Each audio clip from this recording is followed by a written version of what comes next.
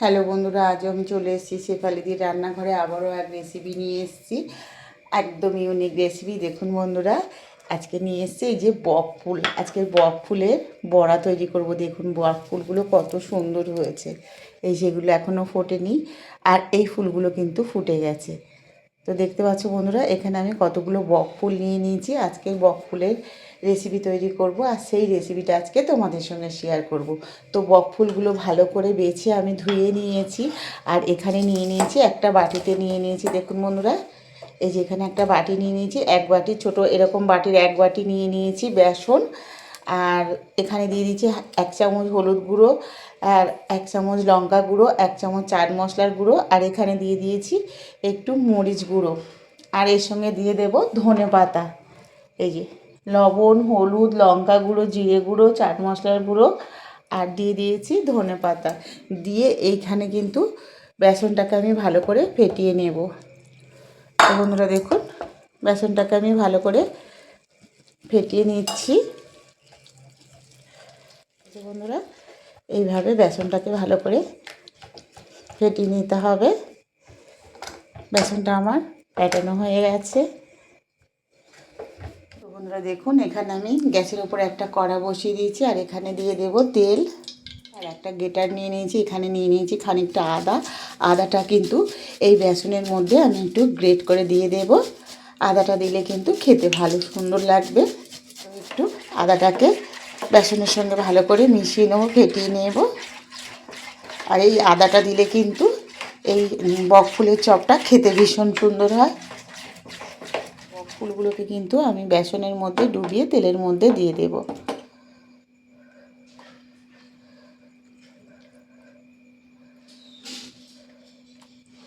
ভালো করে বেসনে কিন্তু ডুবিয়ে নিতে হবে।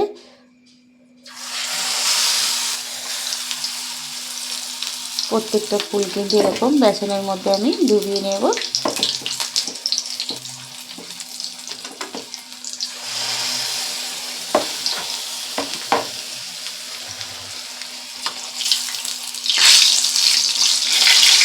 আর একটু উল্টে দেব।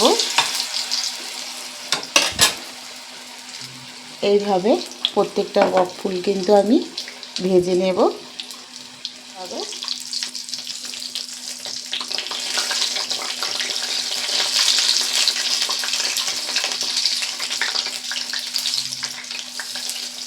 দেখুন বন্ধুরা, সবগুলো এক একটা কত বড় হচ্ছে।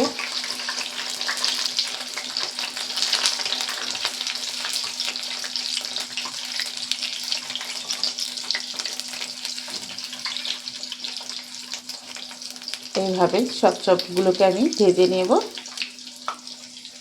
একটু উল্টে দেব। এই দেখুন কত সুন্দর বক ফুলের চপ ভাজা হয়ে গেছে। দেখুন কত এক একটা কত বড় হয়েছে।